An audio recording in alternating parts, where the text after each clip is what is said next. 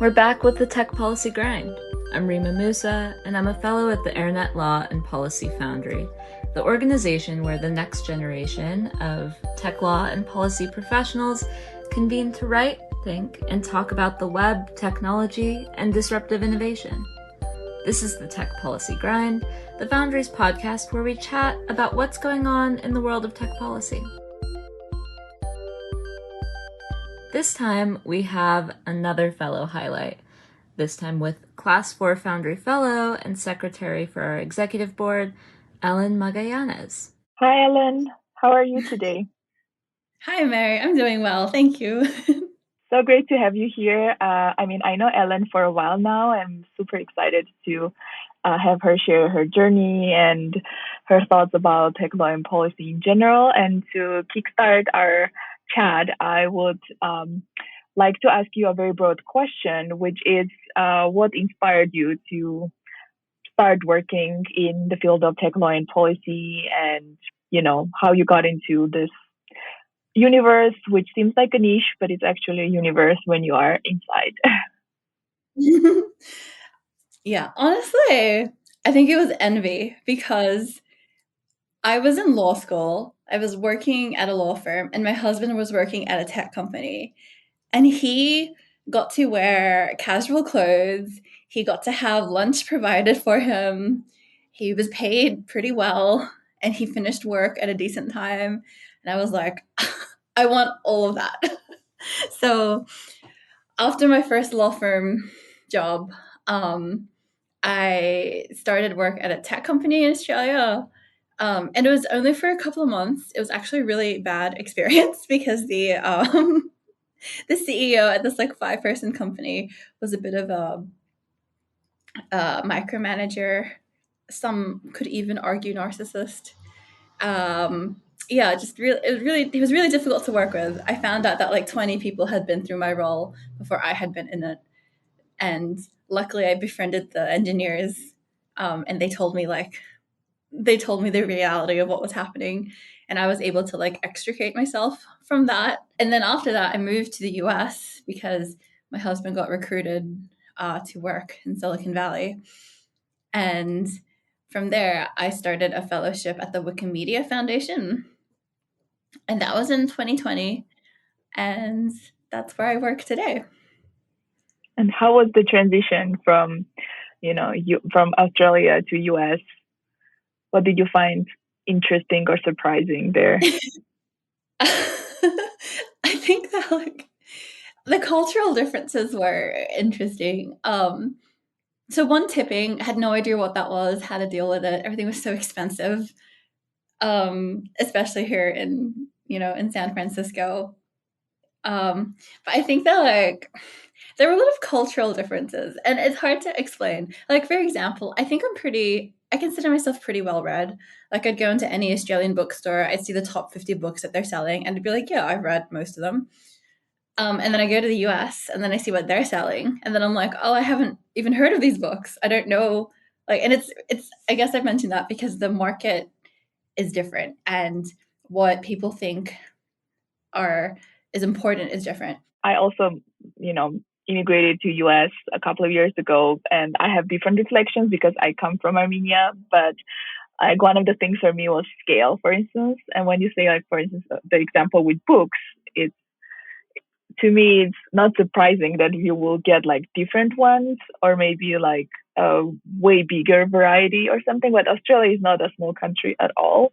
So I want us to go to where you are now and what do you do now. So you mentioned Wikimedia Foundation, and spoiler alert, you work there even now.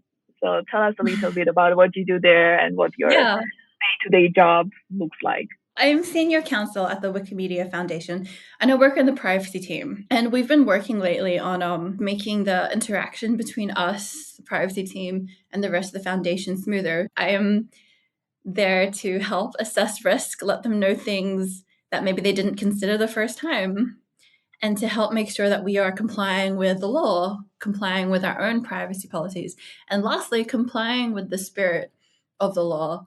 Wikimedia has this fun test. It's something that we consider, the last step we ask is this creepy? It may be legal, but is it something that we want associated with our brands, with our culture? Because, Wikimedia is part of the free knowledge movement, and we believe that privacy is essential to making movements like that operate so that you can feel free to speak your mind. And especially when it comes to controversial topics, or in locales where certain things are illegal. So yeah, I think it's really important, and I really enjoy my job. So it entails a lot of collaboration across teams, and because also the movement is global, I believe you also work a lot Yes. with people based around the world. And I would love to have your perspective on some of the interesting and challenging things that you see when you work at a place like Wikimedia that operates globally. What are the things that you look forward to, like contributing to, or things that frustrate you every day? Well, okay. One of my favorite things about working here is that because we're global, whenever my perspective is a little bit different, and it can be a lot, just in like very many spheres, um, I am able to push back and I'm able to feel heard. And like, I love that. I love how the diversity of my opinion is appreciated and it's considered like an asset rather than like, oh, I don't conform, I'm not like everyone else. And that was really important to me, finding a job that would appreciate my perspective rather than having me to acclimatize to like, US thinking. And I think particularly with Wikipedia, like for a long time, we've had the reputation of most of our editors being male, most of them being based in the US. And I'd say today we're very much a global movement and a global organization. So helping to make sure that the policies we're implementing reflect that global diversity and impact people fairly and how they, and understand the way they operate, I think that's really important. Some projects that I've been the proudest to work on that have been the most fun for me are last year we filed an amicus brief in Argentina about the right to be forgotten. I thought that was super interesting. And what we were arguing was that like people, the right to be forgotten can't be used by like celebrities to like hide inconvenient truths about their past. Like that is like a one-way ticket to censorship and to corrupting freedom of information available. And we don't think that's what the right to be forgotten was created for, when you think of the original Gonzalez Google case. And yet a lot of people are trying to use it in that way. And because we're global, like wherever that fight pops up, we get to argue it in different jurisdictions. I also remember in Australia attending a couple of defamation roundtable discussions with the Australian government, which was pretty exciting. To be able to speak like in a room full of like barristers and industry leaders and politicians, and to be able to get to say, hey, don't forget about Wikipedia when you're trying to legislate, what you do will have an impact on our operation. And I don't think you mean to destroy freedom of speech online. And Australia like doesn't actually believe in freedom of speech. We believe in the implied freedom of political communication. So you have to be careful. You can't say freedom of speech too much because they'll know that you're like too American and they'll be like immune to your arguments. And like I know that because I'm Australian. So the way that we had to like argue our case and explain like even articles about politicians and things like that is important, and they shouldn't destroy that in their quest to make things fair in defamation. For sure, so interesting. I didn't know that aspect about Australia. I mean, I know that like people outside of US don't like when you say even use the expression free speech because everywhere else is freedom of expression because it's based on the human rights understanding of things. But in US, it's First Amendment, and we know how this goes. Very interesting project for sure. Are there any issues on top of mind for you now that you are working on or you would love to work on, like moving forward? I'd say, where I'm focusing my career right now actually is like product counseling. So although like the policy issues are super exciting, and I got to spend quite a bit of time, like in my previous years at the foundation, on them, our global advocacy team is bigger now. They've hired a lot more people. And so what I think the foundation needs most for me, and like the skill that I want to work on, is actually my lawyering skills at the moment.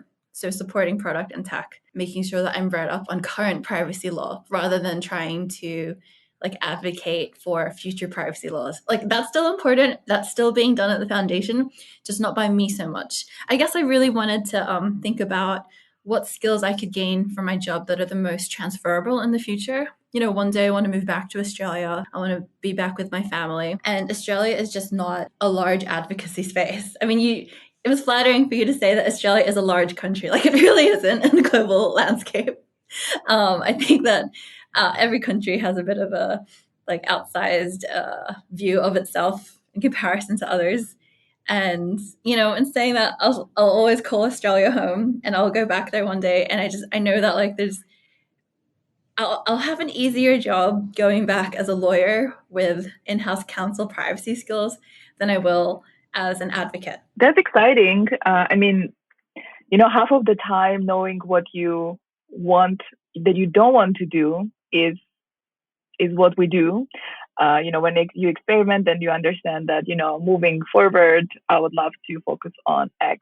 And it's exciting to see that you decided to focus on product counseling. And I'm sure it is fun to be doing privacy work in product counseling these days with all the privacy laws popping up everywhere. So I wish you and the team a lot of patience. Yeah, it's fun. No, I have to like give a shout out to like Wikimedia engineers. They are very privacy minded. It is like a great pleasure to work with. Like there's this like almost stereotype of like being in-house and you're just like the buzzkill. You're just there to like crush people's dreams, block all the projects. You're like a cost center, you know? And I hear about that, especially like being in the tech industry in San Francisco. I hear about that a lot. But at work, people don't treat me like that, and I really appreciate it. And I really try to help them see like I'm here to add value. You know, I know you care about privacy. I care about privacy. Here you go. And like it's funny when you mention like, you know, there's so many laws. How do you keep track of them all? And the further I get into my career, like I'm kind of doing like vibes based lawyering. Like you just have an instinct like that sounds like it should be all right. All right. Let me research the law to double check, but what you're saying isn't like raising alarm bells. And I think that's crazy to me that I developed that instinct to be able to recognize what is and isn't possible. Yeah, I guess that's just coming with experience, and I'm excited to see like how much further I can hone the skill and in what future jurisdictions I can hone it on. I recently completed the CIPP/US, which is pretty interesting. So I got to see like the whole overview of US law, privacy law in particular. Maybe I'll do the EU one in the future because, you know, the EU is really leading the way when it comes to a lot of these changes. Yeah. Exciting, and congrats on CIPP US. Definitely, it's a good one to have an overview of everything. Though, like so many laws are popping up these days, I feel like even that certification needs to be updated like on monthly basis to keep up with everything. And no, also, I literally think it is updated. Yeah, it should be. Yeah. And I think to your point about, you know, people considering in-house counsels as the no people or dream crushers, I think it also, you know, it takes a while to build relationships with people for them to understand what you do. And I think the team is doing that. It needs to be there. For people to approach you, to not avoid the conversation with legal, but actually go to legal for the input because they understand why this is necessary, you know? So. Yeah. Oh, and in the interest of disclosure, Meri worked with me in Wikimedia Legal for a semester. So yes, that's Meri how knows Ellen and I met. what it's like here. Yes. A disclaimer there that I know a little bit about this. But yeah, that was a fun summer. And also another fun note about it that both Ellen and I were studying for the New York bar exam while also working. So that part was not fun, but overall a great summer. Yeah. Now, both Ellen and I are fellows at the Foundry, both members of Class 4, and I would love to know, and I mean, I know, but I would like Ellen to share what she did and is doing at the Foundry and what you look forward to as we are approaching the end of our fellowship in a way. Yeah, I know we have, it's May now, so we have, 8 months left, 7 months left. Yeah, it's coming on up. So I am in the executive board at the Foundry. I submitted an application. There were no contenders for my role. It was quite the easy election. And I was elected as a secretary. And as a secretary, I kind of view it as my job to help keep things more like admin-y, help keep things going. So I try to make sure that we keep good records at our meetings, we keep things going along. And as an e-board member, I get to attend weekly meetings and help support and learn about what's going on at the Foundry. And I support initiatives where I can, and I also lead initiatives where I can. So an example of an initiative that I'm supporting is the podcast on this one. One of the first things I did at the Foundry was host a podcast. So this is my first time being on the other end. So that's exciting. You're doing so great, and Rima and everyone else who's working on the tech policy grind. It's incredible how much traffic we're getting. It's so cool. And another thing that I'd say I'm more leading right now would be our IDEA committee. That stands for, let's see if I can get all the letters: inclusivity, diversity, equality, and accessibility. There we go. So, and as part of that, we wrote a mission statement to try and articulate our vision for diversity within the Foundry, to make sure that our events properly take into consideration these values. And we're now at the stage where we're thinking of hosting external events, or trying to now that we've confirmed our internal vision, seeing what we can do out in the world. And that's really exciting. I'm really big on diversity. My first podcast was about AAPI Heritage Month, which it actually is this month also, actually, which is cool. And I interviewed a couple of people on what it meant to what the glass ceiling meant, and what the being token Asians were in the tech field. So that was a super interesting discussion that I had to do a lot of research for to understand better, and that was really rewarding to do. That was an amazing episode, and I cannot believe it's been almost a year since we released it. Time really flies. Yeah. And really excited about the initiatives and the external engagement that will come from the IDEA committee. And, the Foundry is a platform for young professionals that are in this space or are trying to transition or begin their career in this space. And you also mentioned that you read a lot of books. So I guess my next question will be around any books or podcasts or resources that you read or you would recommend to early career tech law and policy professionals. Okay. So first of all, I actually don't do podcasts. I only read. I can't fit both hobbies in my life. I only read. Sometimes I do audiobooks, which is technically also reading. So my recommendations are going to be books.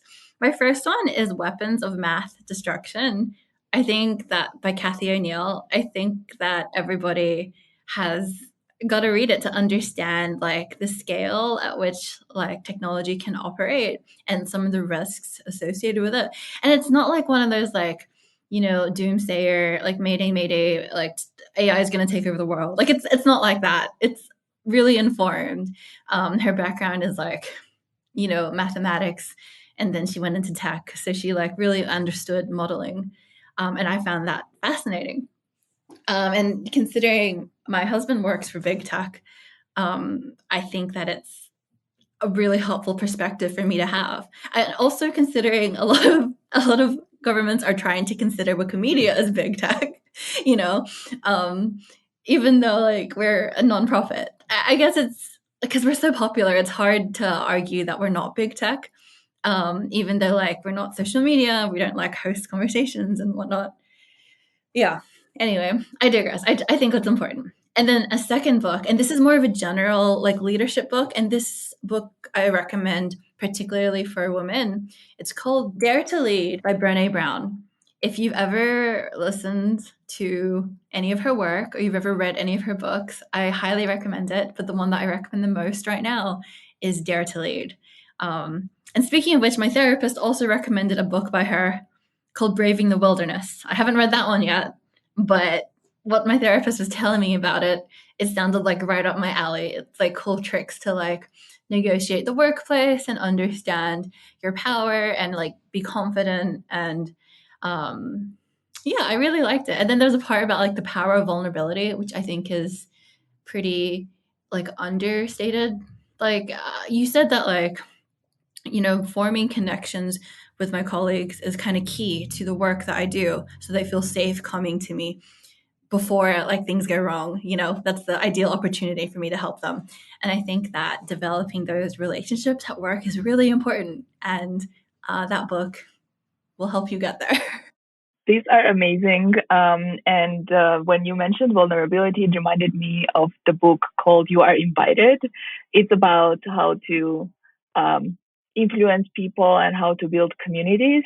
And there, the author also mentions that to have connections, we need to have vulnerability loops. And I just found that idea so fundamental and so overlooked. So I found the book really interesting. But thank you so much for this. We'll definitely include this suggestions in the show notes for people to go back and check them out. And my next two questions are mainly around any advice. First, the advice that you got when you were trying to pivot into tech law and policy, something that you found to be good piece of advice and something that was not really helpful. And then if you have some wisdom you would want to share with someone who is thinking to start in this space or to pivot to tech law and policy, something that, you know because you went through this journey and now looking back, you feel like that would be a good piece of advice to give to yourself if you were to start out now? I'll start with what I wish I knew back then. So, what I wish I knew back then is that the skills that you are developing are quite transferable. I know that tech law and policy sounds super niche, but just because you've never done it before doesn't mean that you can't become good at it. Like you can become a subject matter expert like fairly quickly. I remember during my fellowship at the Wikimedia Foundation, I was there for like 4 or 5 months. Although I'd worked at a tech company before, also only for a couple of months, this is the first time I'd gotten hard into IP and privacy and content moderation and issues like that. I'd done 2 IP courses in university, but they were about Australian IP law. So I knew the word, like I knew what a patent was, no idea how it worked in the US. They didn't cover that. And one of the pieces of feedback that I got from my manager at the time was that, yeah, I had become a subject matter expert. He had no complaints there. And I was like, you don't? That's incredible. I learned all of that in like 4 months. And you can too. And like the CIPP courses are pretty good for giving you that like generalized. I wish I did that earlier. That's another piece of advice. Do that earlier in your career. Because I tell you now, I don't need most of it for my job. Like none of these laws apply to like Wikimedia, no health, FTC doesn't have jurisdiction over nonprofits either. So really none of it was very relevant, but it was very interesting. And I wish I had that background going in. Although I'm glad that I did it at a stage in my career where my workplace could pay for it. So, recognizing the reality, like these tests are expensive, they take time. Yeah, so if you have the resources, I recommend taking it earlier if you can. So yeah, you can basically, like, you can do it though, is what I'm saying. I had worked in personal injury law beforehand, and that doesn't sound like it'd be transferable at all. But apparently, like, all the people skills I learned there were completely transferable for like working with my client, the foundation, and all the engineers, and all the other teams. You know, we support not just product and tech, we also support like people who do community work and are launching products to support and work with the community. So yeah, I think that's one thing. So don't get too stressed, and don't feel like the things that you're doing now like aren't helping. Like, maybe you can't paint the straightest path, between where you want to go and what you're doing now. And that's completely okay. Like, if I were to look back at my path, it seems pretty crooked, but I'm really happy with where I am now. So like, even things that seem like a setback, like starting a job at a tech company where the boss made me cry and because he yelled at me like in front of everyone, like, that served me in the end because I had tech experience when I applied to Wikimedia. So you never know with these things. One piece of advice that I was given that like didn't really work for me was like the mentorship piece. My university had a whole bunch of mentorship programs where we connected with someone who was like senior and like established in their career, and they'd be like in their 40s, they'd have kids, they'd be like director partner level at whatever organization they were at. I think my partner had been at KPMG for like decades. I don't recall now exactly. And then she had maybe started her own thing. And I remember I reached out to a partner at an international law firm because I knew I wanted to do some kind of international work. I knew that like the world was bigger than Australia. And I was like, I guess like litigation has the word international in it. So maybe I should go for that. I don't know. I didn't know, basically. I didn't know what was out there. And like the reason that the mentorship programs didn't work for me was because I was so new to this. I did not even know what to ask. They're there and they're looking to like help solve things for you. But if you don't know what to ask, then those programs aren't that helpful. And it's hard breaking into law as like first generation lawyer, and then me again breaking into it in the US from like a foreigner's perspective. And I'm sure you have examples of that too, Meri. So I guess like everyone says mentorships are so amazing, but like my most amazing mentors, they've been people that I've worked with that I really respect. And every now and again, as we're discussing work things, I throw in a question about work, life, and professional like ideas. Like, I ask them, you've been at the foundation longer than me. How has your relationship to work changed over time? Like, I know what to ask now because I've lived in this world and I know them better. I think it's so hard to make authentic relationships when you don't know what you're looking for and you've just signed up to a program and no one really knows what they're doing. So I guess don't feel bad if like you tried to sign up for a mentorship program and like it didn't really work. I think that mentors can happen, and maybe not in the way you might expect. So sometimes they say you don't find your mentors, they find you. So I think that that's how it works sometimes. Yeah. And then what I hear from what you were just saying is that, if people want something, they should find the courage, which is really hard, but find courage to experiment, to know what they can ask for, what is out there. Experiment could be volunteering or interning or just doing research. It has different forms, but its first step, I hear you, is definitely experimenting to find your space or even understand what is out there to identify your space there. Yeah. So this was very fun for me. I always love our chats, but as we are trying to conclude this episode, I just want to know what is next for you. You already mentioned that you want to focus on product counseling, maybe going back to Australia down the line, but what is it that you consider to be next for you in the next couple of years, for instance? Well, I've really enjoyed working in tech.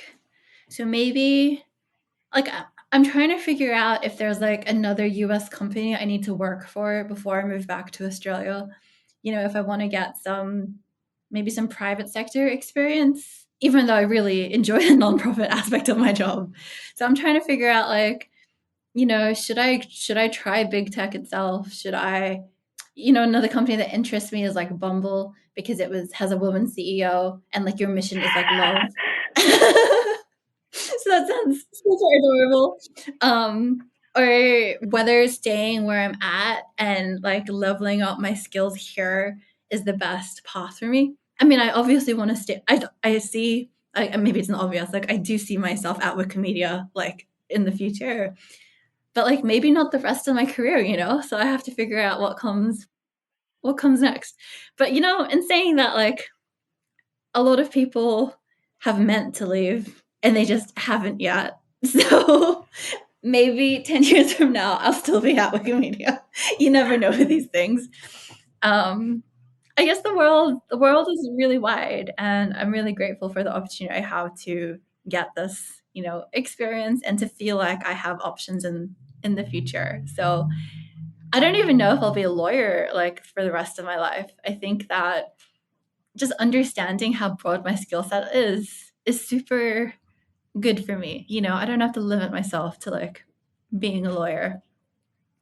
So that was a terribly vague answer. I'm sorry. I was very honest. That's what I was hoping for, and really grateful for this fun and honest conversation about your journey and what you are doing now and what you want to do next. And from my side, I'll add that it's great to not have like full-fledged, plan sometimes, because you are more flexible to reflect and adjust as you go. Life happens in the meantime, so maybe you wouldn't want to be a lawyer, or you would want to be even, like another kind of lawyer in a couple of years. Who knows? That's all like life. Exactly. I'm just future proofing myself against disappointment. I've learned the lesson about like the trials of having a rigid plan for yourself, because when that doesn't happen, oh, it's so devastating. So now I'm smarter. Like, you know, I'm hedging my bets. Many paths will make me happy. I know that. And really that's the better place to be, I think. That sounds exciting, and I'm so excited to see where this journey takes you. And thanks again for taking the time to chat with me today on our podcast, and look forward to all the amazing things that you're going to do at the Foundry, at the Wikimedia Foundation, and beyond. Thanks, Ellen. Thank you, Meri. Always lovely to catch up. Thanks for tuning into this episode of the Tech Policy Grind. If you enjoyed the show, get in touch with us at Foundry Podcasts with an S at ilpfoundry.us, or leave us a review wherever you're tuning in. I'm Rima Musa, the host of the show, and this podcast wouldn't be possible without the help of our team at the Internet Law and Policy Foundry. Thank you to Evan Enzer for editing this episode, Lama Mohammed, our social coordinator, Alison McReynolds, our accessibility coordinator, and Tim Lorden at the Internet Education Foundation. See you next time.